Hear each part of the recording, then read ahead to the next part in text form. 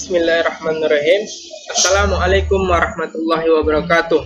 Perkenalkan, nama saya Mubarak El Alimi, kelas Ekonomi Syariah B dengan NIM 2019-073-0054. Pada kesempatan hari ini saya akan memaparkan hasil proposal penelitian saya dengan judul Pengaruh Pemahaman Investasi untuk Menaikkan Minat Berinvestasi Mahasiswa Jurusan Ekonomi Syariah Universitas Muhammadiyah Yogyakarta.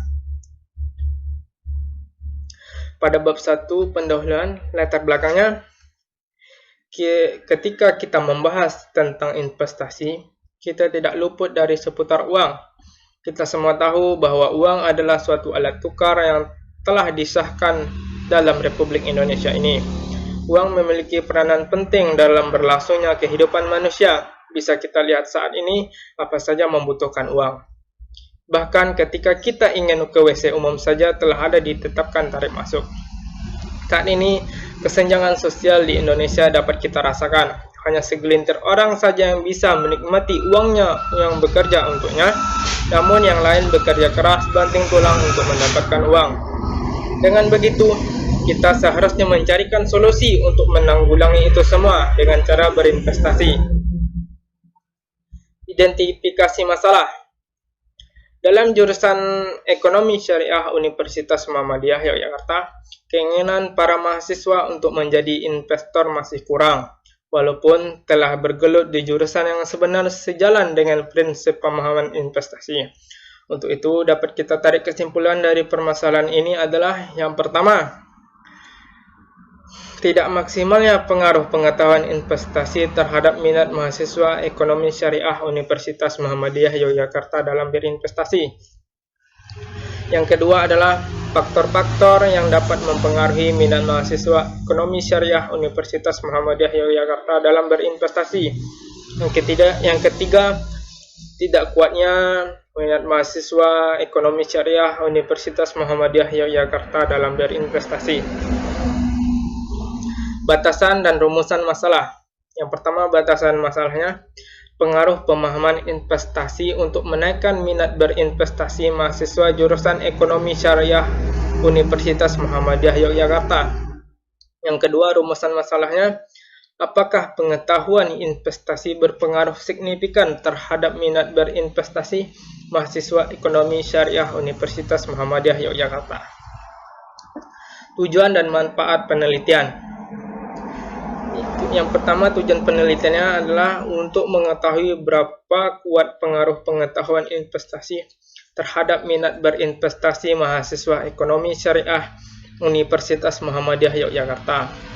Yang kedua, manfaat penelitian terbagi menjadi 3. Yang pertama, manfaat teoritis, bisa menambah cakupan ilmu pengetahuan dan sebagai bahan mahasiswa dalam penelitian selanjutnya, pada umumnya di dalam bidang pendidikan ekonomi dan khususnya di bidang investasi. Yang kedua, manfaat praktis. Mahasiswa bisa mengetahui begitu pentingnya investasi untuk masa depan dan supaya ingin memulai investasi dari sekarang. Yang selanjutnya, mahasiswa termotivasi untuk mengembangkan secara langsung portofolio miliknya agar ilmu yang didapat bermanfaat. Ketiga, memberikan kontribusi yang baik di dunia investasi. Manfaat yang ketiga adalah manfaat bagi peneliti selanjutnya, yaitu bisa sebagai tambahan bahan referensi dan dikembangkan lagi oleh peneliti setelah ini untuk ditambah masukan yang kurang berkaitan topik pembahasan yang sama.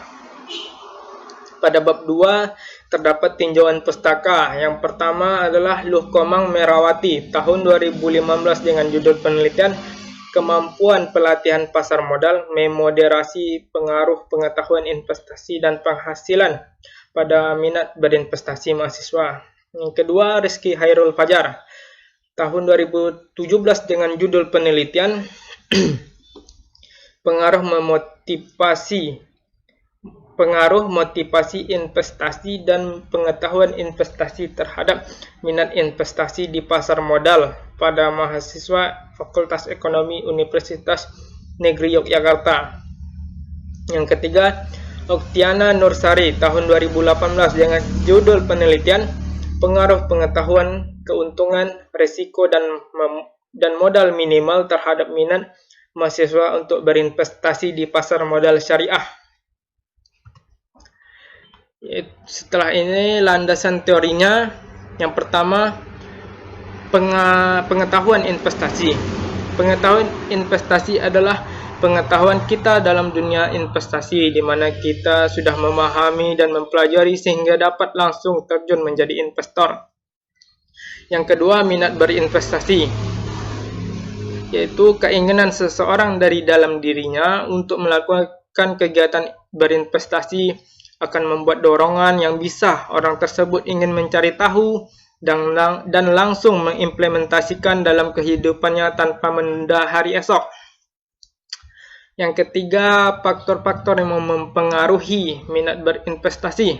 Di sini terbagi menjadi 6. Yang pertama, neutral information adalah informasi yang berasal dari luar, memberikan informasi tambahan agar informasi yang dimiliki oleh calon investor menjadi lebih komprehensif. Yang kedua, personal financial needs adalah informasi pribadi yang diperoleh selama investor tersebut berkecimpung dalam dunia investasi, yang dapat menjadi semacam pedoman bagi investor dalam berinvestasi. Yang ketiga adalah social image.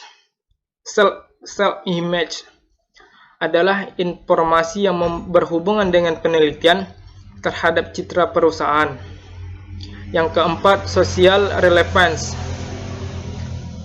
adalah informasi yang menyangkut posisi saham perusahaan di bursa, tanggung jawab perusahaan tersebut terhadap lingkungan sekitar, serta area operasional perusahaan nasional dan internasional. Yang kelima adalah klasik, merupakan kemampuan investor untuk menentukan kriteria ekonomis perilaku dalam berinvestasi. Yang keenam adalah professional recommendation, merupakan pendapat, saran, atau rekomendasi dari pihak-pihak profesional ataupun para ahli di bidang investasi. Landasan teori yang keempat adalah tipe-tipe investasi. Di sini terbagi menjadi 2, yaitu investasi tidak langsung, yaitu orang yang memiliki dana dan bisa langsung membeli lembaran saham yang diperjualbelikan melalui emiten yang memperdagangkan lembaran saham, obligasi, dan emiten tersebut akan mendapatkan fee dari jual beli kitab tersebut. Yang kedua adalah investasi langsung. Investasi langsung adalah kita mengguyurkan sejumlah dana yang kita miliki untuk menambah keuangan suatu perusahaan tersebut. Investasi ini tidak melalui emiten atau perantara karena bersifat langsung, seperti kita investasi tanah, investasi properti, dan investasi emas. Di sini landasan teori yang kelima adalah bentuk-bentuk investasi. Di sini bentuk-bentuk investasi dibagi menjadi 2, yaitu yang pertama financial investment, seperti investasi di bidang saham, obligasi, dan trading. Yang kedua, real investment, yaitu seperti investasi di bidang yang nyata, bisa kita lihat dengan panca indera kita seperti tanah, bangunan, perusahaan, emas, dan lain-lainnya. Setelah itu, pada bab 3, metode penelitiannya dibagi menjadi 3, yaitu yang pertama, jenis penelitian. Jenis penelitian ini adalah penelitian kuantitatif dengan metode yang digunakan adalah metode ex post facto, yang merupakan suatu penelitian yang dilakukan untuk meneliti peristiwa yang telah terjadi dan kemudian melihat lagi ke belakang untuk mengetahui faktor-faktor yang menimbulkan kejadian tersebut. Metode ex post facto bertujuan untuk melacak kembali jika dimungkinkan apa yang menjadi faktor penyebab terjadinya sesuatu. Yang kedua, populasi dan sampel penelitian. pada populasi mahasiswa Ekonomi Syariah Universitas Muhammadiyah Yogyakarta. Yang kedua adalah sampel. Sampel yang diambil adalah mahasiswa program Strata 1 Prodi Ekonomi Syariah Fakultas Agama Islam Universitas Muhammadiyah Yogyakarta. Sampel yang kedua yang diambil adalah merupakan seluruh anggota Prodi Ekonomi Syariah tahun angkatan 2019. Teknik pengumpulan datanya melalui kuesioner. Untuk mendapatkan data yang valid, peneliti menggunakan teknik penyebaran kuesioner melalui Google Form, yang di dalamnya sudah terdapat pertanyaan yang nantinya akan dijawab oleh responden dan akan diolah lagi oleh peneliti. Pertanyaan di dalam kuesioner tentang pengetahuan investasi disajikan dalam bentuk skala Likert. Baiklah, itu pemaparan dari proposal penelitian saya. Jika teman-teman ada yang ingin ditanyakan, bisa langsung di kolom komentar di bawah, dan bisa juga di grup WhatsApp yang telah tersedia. Dan teman-teman jangan lupa subscribe, like, comment, and share sebanyak-banyaknya. Dan terima kasih sudah menyaksikan proposal penelitian saya yang telah barusan saya sajikan ini. Lebih dan kurang saya mohon maaf. Wabillahi taufiq wal hidayah. Wassalamualaikum warahmatullahi wabarakatuh.